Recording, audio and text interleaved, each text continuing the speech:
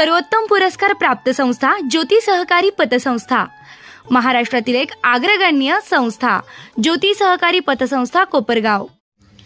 कोपरगाव बस स्थानक येथील महिलांसाठीचे सुलभ शौचालय स्वच्छ ठेवून ते निशुल्क करण्यात यावे, तसेच बस स्थानकात आत येणारे जाणारे मुख्य प्रवेशद्वाराचे खड्डे तातडीने बुजवावे अशी मागणी माजी नगराध्यक्ष मंगेश पाटील यांनी आज बस स्टँड येथे विभाग नियंत्रक मनीषा सपकाळ यांच्याकडे केली आहे।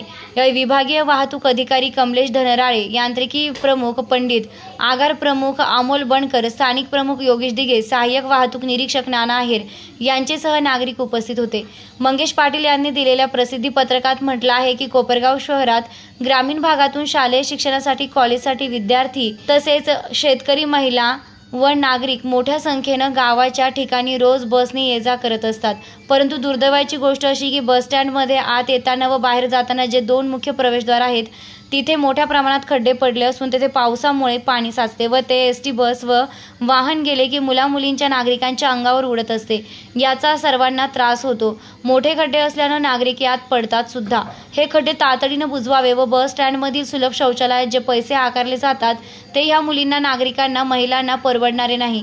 बस स्थानकाची सुलभ शौचालय उभारून ते स्वच्छ ठेवणे व निशुल्क देणे ही जबाबदारी बस डिपार्टमेंटची आहे।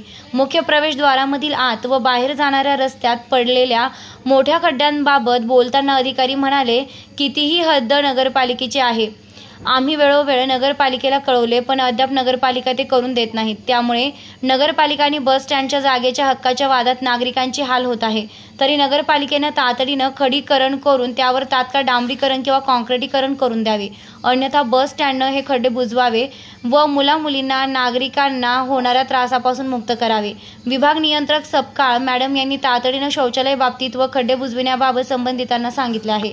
प्रवेशद्वाराजवळील खड्डे न बुजविल्यास तसेच शौचालयासाठी 5 रुपयांपर्यंत पैसे मागतात। हे बंद न झाल्यास विद्यार्थिनींसह ग्रामीण भागातील महिलांना बस स्टँडवर सर्व बस गाड्या थांबवून आंदोलन करावे लागेल, असे शेवटी मंगेश पाटील यांनी दिलेल्या प्रसिद्धी पत्रकात म्हटलंय। निर्भीड न्यूज, योगेश डोके, कोपरगाव।